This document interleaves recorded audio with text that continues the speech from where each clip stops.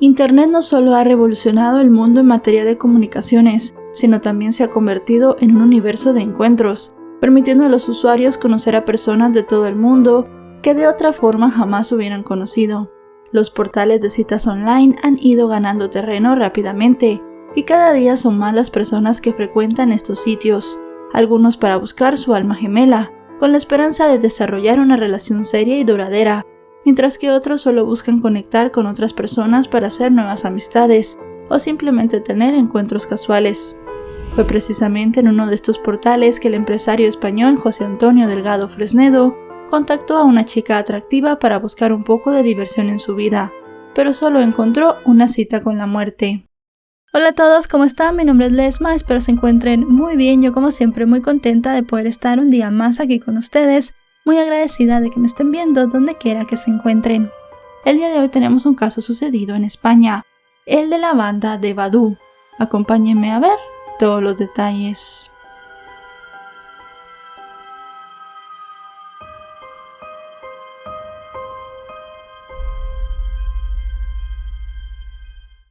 José Antonio Delgado Fresnedo nació en 1965 en Guecho, un municipio español situado en la provincia de Vizcaya, en la comunidad autónoma del País Vasco.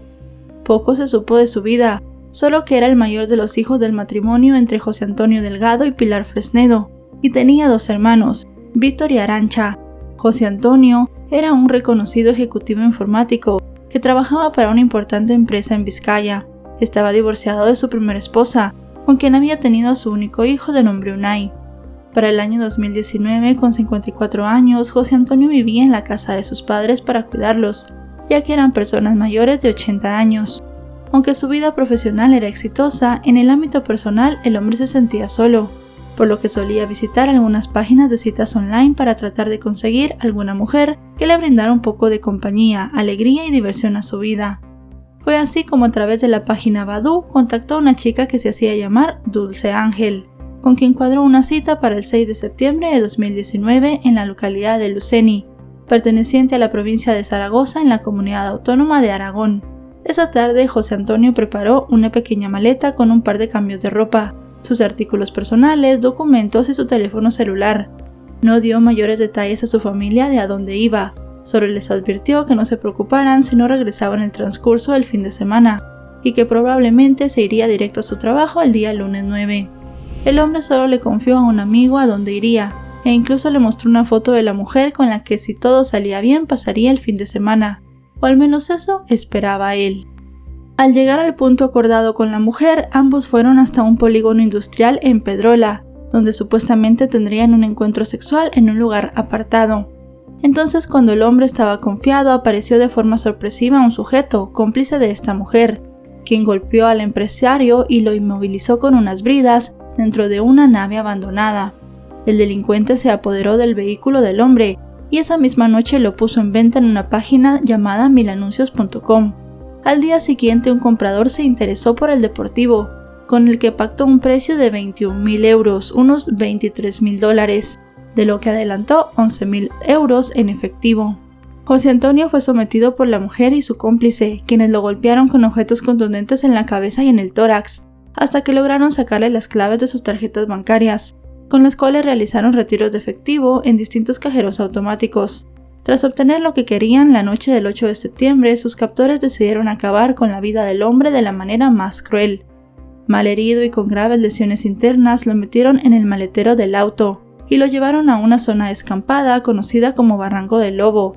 Allí le quitaron la ropa y cavaron una fosa, aún vivo lo enterraron, hasta que al llegar al límite de la agonía, el hombre perdió la vida. Mientras José Antonio yacía en la fosa, sus familiares estaban ajenos a todo lo que estaba pasando. Durante esos días, a pesar de que no tuvieron contacto alguno con él, nadie se preocupó, pues él les había advertido que estaría fuera y sin comunicación todo el fin de semana. Sin embargo, llegado el día lunes 9, cuando José Antonio no se presentó a su trabajo ni llamó para notificar su falta, se encendieron todas las alarmas de sus familiares y compañeros de trabajo, quienes lo llamaron en varias ocasiones pero no obtuvieron respuesta. Un tanto preocupados, sus allegados denunciaron su desaparición ante la Policía Autónoma del País Vasco, la Ertzaintza, a cargo del jefe operativo de secciones centrales Hugo Prieto. donde el amigo de José Antonio les contó a los oficiales sobre la cita de fin de semana que tenía el empresario. Inmediatamente se inició un operativo de búsqueda en la zona. Se pegaron carteles con la foto del hombre y su descripción, para que cualquier persona que tuviera información se comunicara con las autoridades. Gracias a las pistas que habían dejado los asesinos de José Antonio, las autoridades pudieron dar con su paradero unas semanas después. Los agentes descubrieron que se habían producido unas extracciones de dinero atípicas en la cuenta del empresario.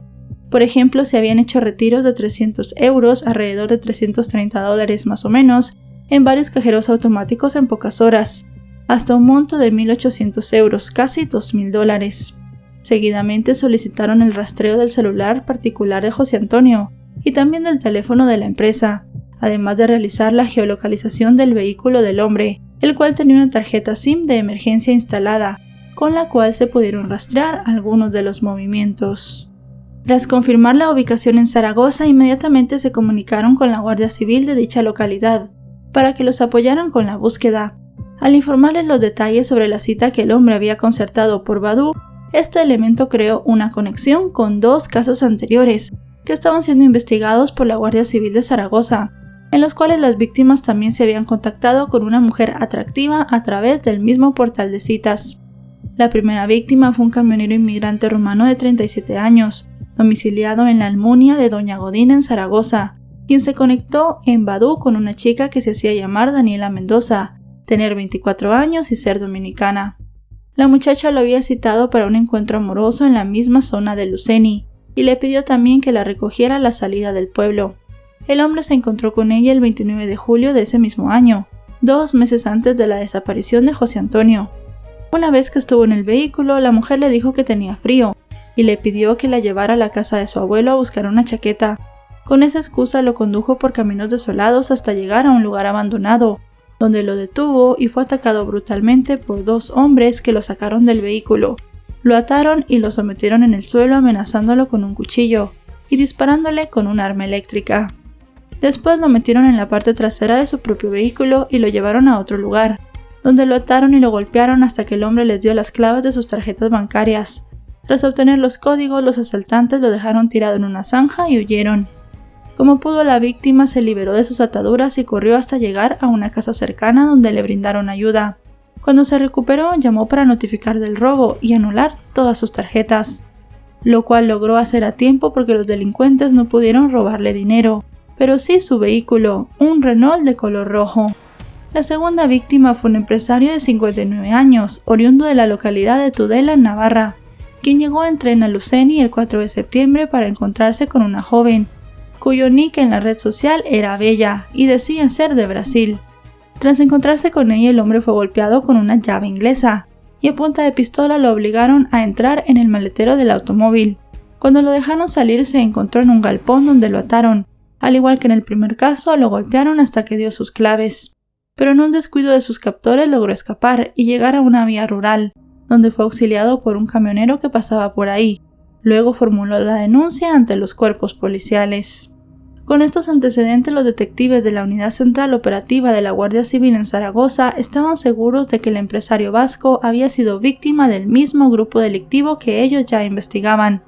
Entonces, conjuntamente comenzaron a indagar en las redes y entradas de internet de José Antonio y lograron dar con la chica con la que había realizado la cita, la cual, como ya sabemos, se identificaba como Dulce Ángel. El día 13 de septiembre, en medio de las pesquisas, los investigadores lograron identificar a un hombre encapuchado, que fue captado por una de las cámaras de seguridad de un cajero al intentar retirar dinero de la cuenta de José Antonio. Era evidente que no era él. Una gorra y un tatuaje en su pierna fueron las señales que permitieron a los efectivos lograr la detención de este hombre, llamado José Antonio Meléndez. En ese momento tenía 41 años. Es oriundo de Barcelona y tenía antecedentes por consumo de drogas en la vía pública, violencia doméstica y hasta atentar contra un oficial de la ley. Luego de 4 días de haber reportado la desaparición, los familiares de José Antonio ya se habían trasladado a Zaragoza para seguir de cerca con la investigación. Gracias a la difusión que se le dio al caso, los allegados del empresario fueron contactados por un hombre que les informó que un primo había comprado un Mercedes de color rojo, cuya descripción coincidía con el vehículo de la víctima. Inmediatamente la hermana de José Antonio informó a las autoridades, quienes interrogaron al comprador. El hombre contó que había comprado el vehículo por una página web y le había parecido una ganga, pues estaba valorado en unos 50.000 euros y se lo habían vendido por menos de la mitad. Dijo que los vendedores eran una pareja y que el sujeto le dijo que los documentos del vehículo estaban a nombre de su padre, quien no había podido asistir a la negociación porque estaba enfermo. El comprador detalló a la policía que el vendedor le contó que el vehículo había sido un regalo y que lo estaba vendiendo porque quería irse del país. Señaló que le dio a la pareja 10.000 euros como primer pago y el resto quedaron que se los entregaría cuando realizaran los trámites legales de la venta. Entonces firmaron un contrato de reserva de dominio y le entregaron el vehículo al nuevo dueño con la promesa de ponerse en contacto al día siguiente para completar la negociación, pero no tuvo más contacto con ellos. El declarante señaló que de inmediato se imaginó que se trataba de algún tipo de fraude y acudió a la policía para hacer la denuncia. Los cuerpos policiales desplegaron un amplio operativo conjunto de búsqueda que involucró el uso de helicópteros y drones para cubrir extensas zonas de los municipios de Bocchegnini y Luceni, que cubrían el perímetro donde la banda había abandonado a las primeras 2 víctimas. Luego de varias semanas de intensa búsqueda, el 27 de septiembre, las autoridades fueron alertadas por un vecino quien encontró el cuerpo semienterrado de un hombre en un campo de cultivo a las afueras de Pedrola. Una comisión se trasladó al lugar e hizo el levantamiento del cuerpo, que estaba sin ropa y completamente lleno de barro. Este fue llevado al Instituto de Medicina Legal de Aragón, donde posteriormente los peritos confirmaron que se trataba de José Antonio Delgado Fresnedo. Los resultados de los análisis forenses daban cuenta del brutal ataque al cual había sido sometido el hombre. Según el informe forense, él había presentado un traumatismo craneal con 3 focos conclusivos. Se estimó que habían sido producto de golpes con un objeto rígido, posiblemente algún tipo de herramienta. Asimismo, tenía 9 costillas rotas, 4 del lado derecho y 5 del lado izquierdo, además de heridas abrasivas en sus muñecas, producto de las bridas apretadas, mientras que sus manos no mostraban ninguna lesión, por lo que se concluyó que no había tenido oportunidad de defenderse. Pero quizás lo más terrible de todo fue que los peritos encontraron polvo y tierra en la nariz, la tráquea y el esófago del hombre, lo que significaba, como ya sabemos, que estaba vivo cuando fue enterrado. Para ese momento la investigación ya no se trataba de una desaparición, sino de un homicidio, por lo que con una orden judicial la policía obligó a Badú a suministrar toda la información de la persona que había creado esas 3 cuentas en su web. Fue así como identificaron a la chica que había servido de cebo en los 3 casos. Se trataba de una mujer venezolana oriunda del estado de Zulia, llamada Gedangelin Candy Arrieta Landazábal, de 34 años. A pesar de que algunos medios reseñaban que llevaba 4 años en España, su madre dijo que ella se había ido de Venezuela 3 meses antes de los hechos, dejándole a cargo a sus 4 hijos. También se supo que estaba en el país bajo la figura de asilo político, aunque en sus publicaciones en las redes sociales daban cuenta de que había manifestado públicamente que apoyaba al gobierno de Venezuela. En su Facebook la mujer había publicado el 6 de julio que llevaba un mes de relación con un sujeto llamado Mohamed Ashraf El Buti, de 35 años, y en los comentarios había una felicitación de José Antonio Meléndez. Recordemos que fue la primera persona que se identificó como miembro de la banda. En el caso de Mohamed, las autoridades descubrieron que había sido el hombre que había vendido el automóvil de José Antonio. Era un inmigrante de origen marroquí, natural de Tánger, que llevaba varios años en España, y desde 2018 alquilaba un galpón en la zona industrial de la Ermita en Pedrola, donde presuntamente quería instalar un autolavado. La clave para lograr su aprehensión la dio el propio hombre, pues cuando cometió el asesinato llevaba puesta una pulsera electrónica, la cual le había sido colocada luego de haber sido acusado de violencia doméstica. Además tenía una orden de alejamiento de su exesposa y sus 3 hijos por ese motivo. Adicional a todo esto, tenía antecedentes por tráfico de drogas, lesiones, robo con fuerza, desorden público y acoso. En cuanto la Guardia Civil lo tuvo como sospechoso, pudo rastrear el dispositivo y comprobaron que la noche de la desaparición estuvo más de 2 horas en un punto concreto de un polígono industrial de Pedrola, ubicado a unos 5 kilómetros de donde habían hallado enterrado a José Antonio. Gracias a todas las pistas que dejaron, en un operativo conjunto entre los efectivos de la Guardia Civil de Zaragoza y la Policía Autónoma del País Vasco, el 2 de octubre la pareja fue detenida.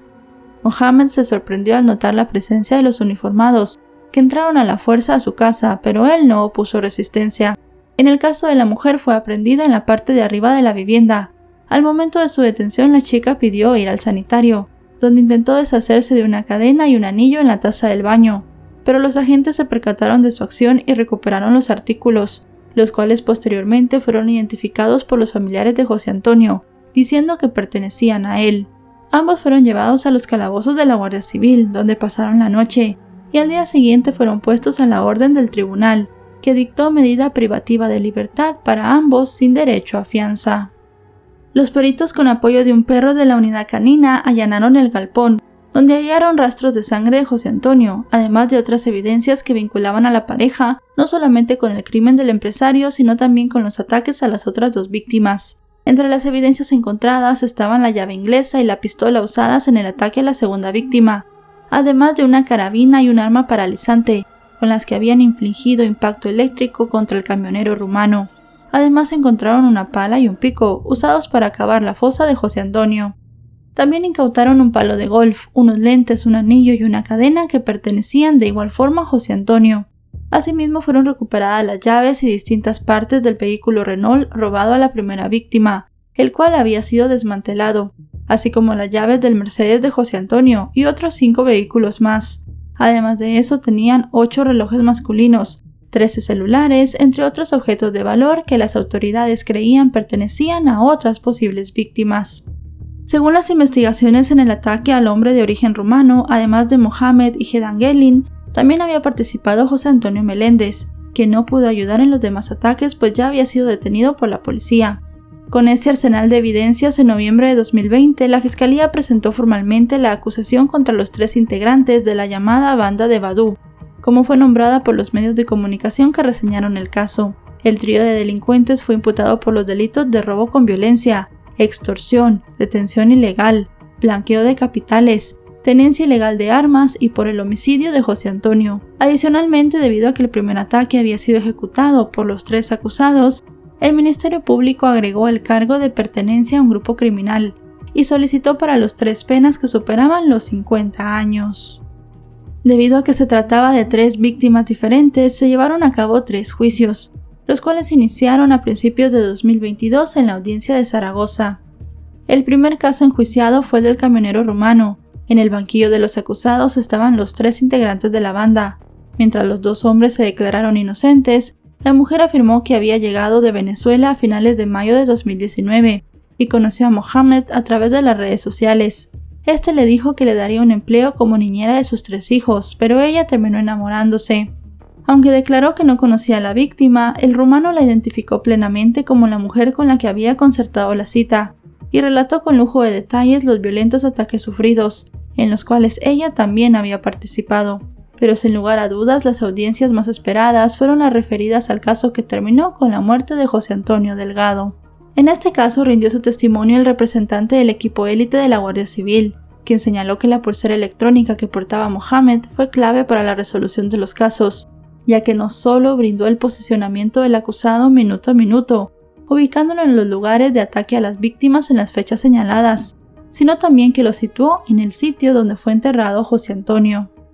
Según el funcionario, creían que en el caso de José Antonio se habían prolongado los maltratos por más tiempo, porque éste se negaba a dar las claves de sus tarjetas y quizás por venganza lo enterraron vivo. Asimismo dijo que había suficientes pruebas de la culpabilidad.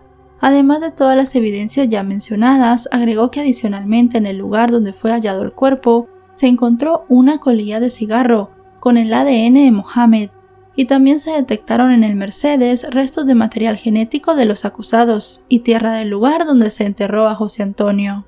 Lo peor del juicio fueron las dramáticas imágenes y descripciones dadas por los peritos forenses sobre la muerte de José Antonio, al punto de que el juez sugirió a los familiares de la víctima que salieran de la sala, pero ellos decidieron permanecer en la audiencia. Los 2 médicos forenses que testificaron coincidieron en que la muerte del empresario había sido una lenta agonía, y afirmaron que cada lesión en el cuerpo de la víctima se había dado por separado y no había producido el fallecimiento, pero sí mucho dolor, dificultad para respirar, sangrado, y fue lo que desencadenó al final que perdiera la vida. Según el dictamen de los análisis forenses, el hombre falleció por un paro respiratorio y shock hemorrágico, debido a la tierra en sus vías respiratorias. Durante el debate también se supo que, según la información suministrada por la red Badú, Las cuentas con las que la chica trajo a sus víctimas habían sido abiertas poco antes de los ataques y cerradas poco después de ser liberadas las primeras 2 víctimas y de haberle quitado la vida a José Antonio. El denominador común en las declaraciones de la pareja fue que en todo momento ambos trataron de inculparse. En el caso de la venezolana afirmaba que no había matado ni robado a nadie y que había sido obligada por su pareja a atraer a las víctimas. Él la amenazaba con quitarle la vida a sus hijos y a su madre si él se negaba a obedecer, e incluso aseguró que ella no abrió los perfiles en internet, sino que había sido su novio, a quien calificó como un hombre abusivo y maltratador. Por su parte, él advirtió que la chica era su pareja sentimental y negó que fuera una víctima. Por el contrario, dijo que era parte voluntaria del grupo delictivo y aseguró que había sido ella quien le había quitado la vida a José Antonio. También dijo que él la apoyó en sus planes por amor y para complacerla, porque además tenía miedo de terminar como el hombre. En las declaraciones finales, la acusación echó por tierra las presunciones de inocencia de los acusados, diciendo que utilizaban el perfil de Dulce Ángel como carnada para atraer a hombres de buena posición, seducirlos, fijar las citas y luego despojarlos de sus pertenencias y dinero. Tras escuchar los alegatos de ambas partes, el 22 de febrero de 2022, los 9 miembros del jurado no se dejaron convencer por las historias de los acusados y los declararon culpables en los casos del camionero rumano y del asesinato de José Antonio. El jurado por unanimidad los consideró responsables de los delitos de asesinato, robo con violencia, detención ilegal, tratos crueles y estafa. Tras escuchar el veredicto, el fiscal y la acusación particular a cargo de la abogada Estefanía Rojo solicitaron al tribunal una condena de 32 años de prisión para la mujer y para el hombre 35 años. Por su parte, la defensa de la pareja adecuó sus solicitudes de pena al veredicto del jurado y solicitó 20 años de asesinato para los dos por robo, detención ilegal y 6 meses por estafa. Por el ataque del camionero rumano, la audiencia de Zaragoza condenó a los 3 a 12 años y medio de prisión, mientras que por el asesinato de José Antonio, en el cual supuestamente solo habían participado Hedan Gelling, Candy Arrieta Lanzábal de 37 años y Mohamed Ashraf El Buti de 38, fueron condenados los 2 a 34 años de cárcel. Adicionalmente a las penas en el caso del camionero rumano, debían pagarle la suma de 5.627 euros, poco más de $6.000, mientras que para la familia de José Antonio, que eran sus padres, un hijo y 2 hermanos, debían indemnizarlos por la suma de 327.000 euros, unos $350.000 más o menos. Tras el fallo condenatorio, los representantes legales de los condenados apelaron la decisión, la cual fue ratificada por la Sala Penal del Tribunal Supremo el 10 de mayo de 2023. Se supo que 2 meses antes de este pronunciamiento, el 7 de mayo, la madre de José Antonio falleció a sus 86 años. Con relación al juicio por el segundo ataque que estaba previsto a llevarse en junio de 2022, se desconocen cuáles fueron los resultados, pero lo cierto es que atendiendo la legislación española, ninguno de los condenados pasará más de 30 años en prisión. Este caso debería llevar a una reflexión con el uso de ciertas aplicaciones en línea, pues si bien algunas webs de citas nos ofrecen oportunidades para relacionarnos de forma ocasional o para establecer relaciones felices y duraderas con otras personas, también son blanco fácil para las estafas, o como en el caso de José Antonio, se prestan para delitos mucho más graves. Nuestra recomendación es que si no tienen experiencia en citas online, no se lancen a la aventura, o en caso de hacerlo sea de la forma más prudente y segura. Y bueno, chicas y chicos, hasta aquí el video de hoy. Un caso, como siempre decimos, lamentable, la vida de un hombre que se perdió, que simplemente estaba tratando de encontrar el amor, compañía, un encuentro casual, lo que fuera, por una red social. Confió en una persona que vio que le pareció buena persona en ese momento y pensó que iba a tener un buen fin de semana. Al final, pues simplemente encontró la muerte a manos de esta banda.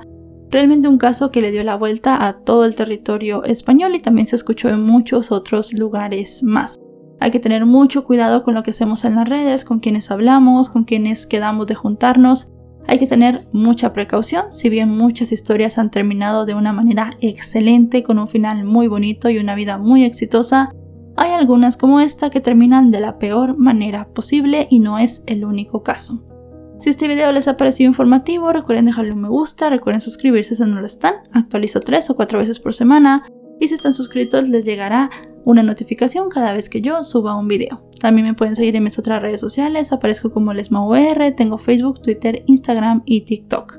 Ahora sí, nos vemos hasta otro caso. Adiós.